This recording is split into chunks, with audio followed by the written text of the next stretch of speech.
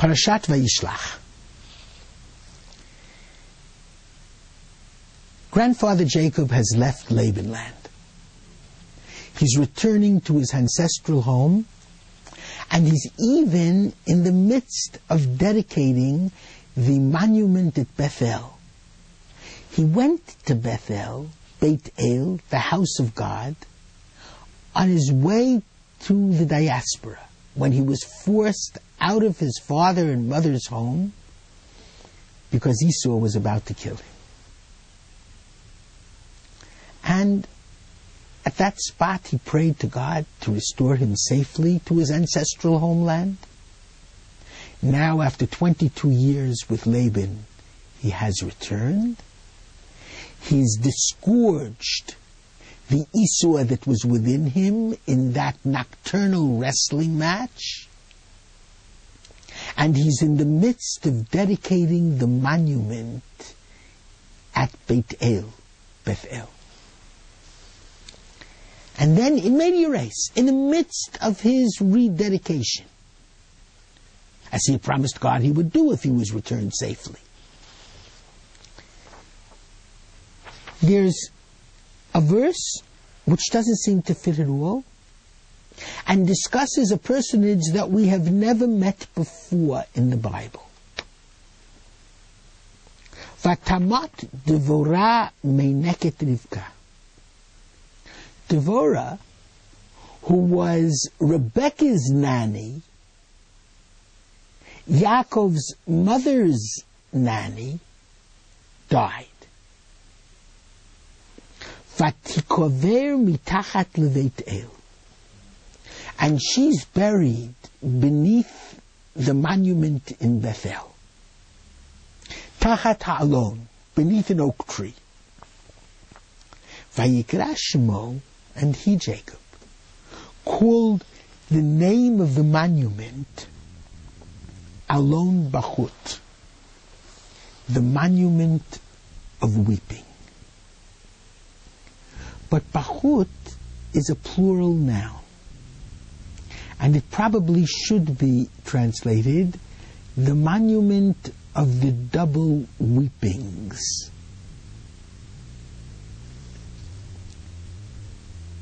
Why is this mentioned here?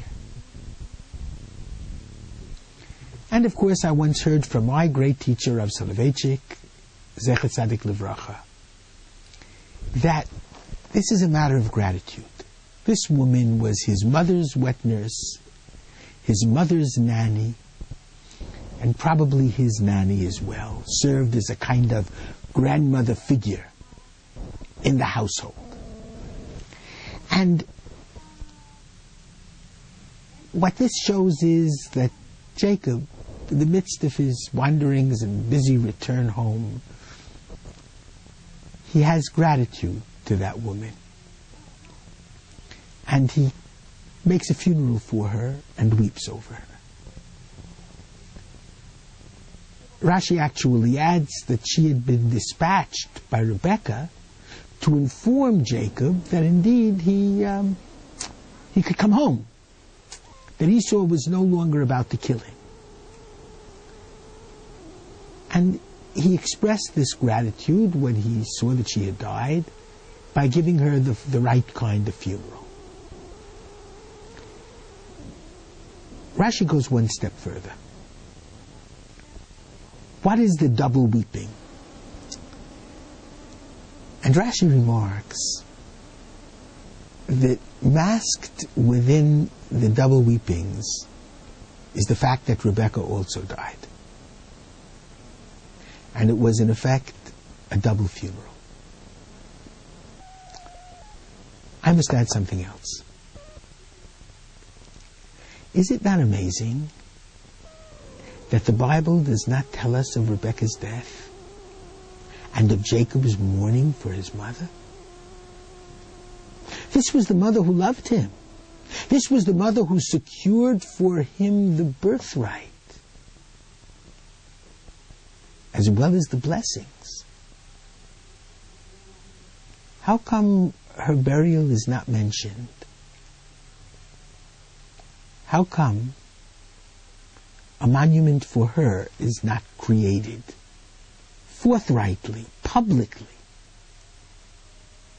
by Jacob. And I would suggest that Jacob has mixed feelings about his mother and about her deception. I would suggest that after Jacob put on the garb, the external garb of Esau, pretended to be Esau,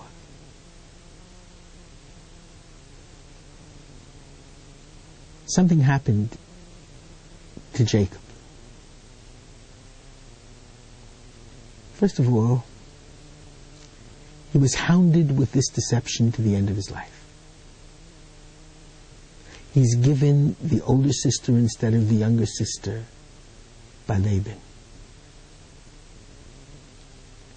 He is deceived by his sons who tell him that Joseph died. And he's deceived by the Grand Vizier, who is wearing the garb of a Grand Vizier, but who is really Joseph. He understands all of these punishments are coming because he deceived his father. He deserves to be deceived in return. And even more to the point, it's fine to retain the voice of Jacob and have the external garb and hands of Esau. But what happens when the garb and the hands strangle the voice of Jacob, mute the voice of Jacob?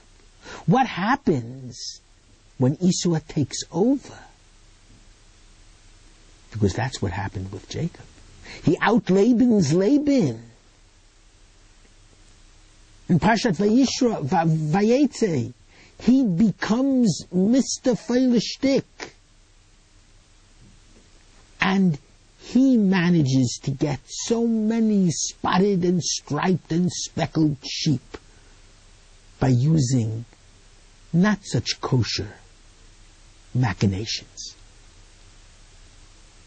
To such an extent that before he can come home, he has to have the wrestling match. He has to get rid of the Esau who was destroying him from within, got into his kishkis and pushed out the naive, wholehearted dweller of tents.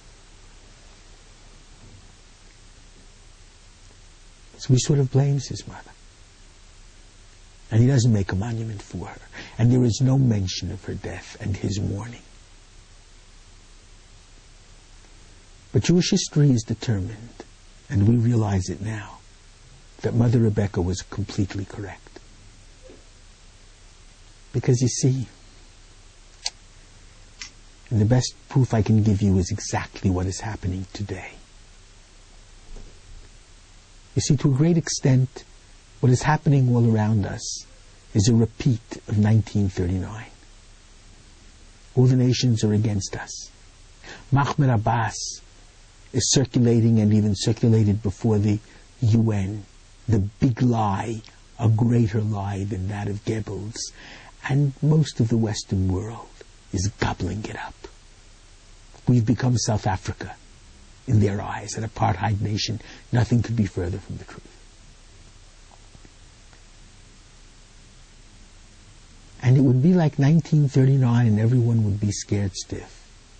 After all, Iran is flexing its muscles, just like Hitler flexed its muscles. And the world is strangely silent. Except for one difference. We now have the power of the hands of Esau. We now have the external garb of Esau. A great Israel Defense Force. Even nuclear power. And we are a force in the Middle East to be reckoned with. Of course you need machinations in order to deal with an Iran and a Syria and an Egypt. You can't be a naive dweller in tents and be an international statesman. Power corrupts, however, and absolute power corrupts absolutely, but powerlessness corrupts more than anything else. And Mother Rebecca was right. We needed the external garb of Esau. It may be dangerous, but as long as we do everything we can to retain our ethical voice of Jacob, even in the midst of warfare, and we do, we are the most moral army in the history of warfare, the world history of warfare. It's only thanks to Rebecca that we will not only survive, but we will prevail. Shabbat Shalom.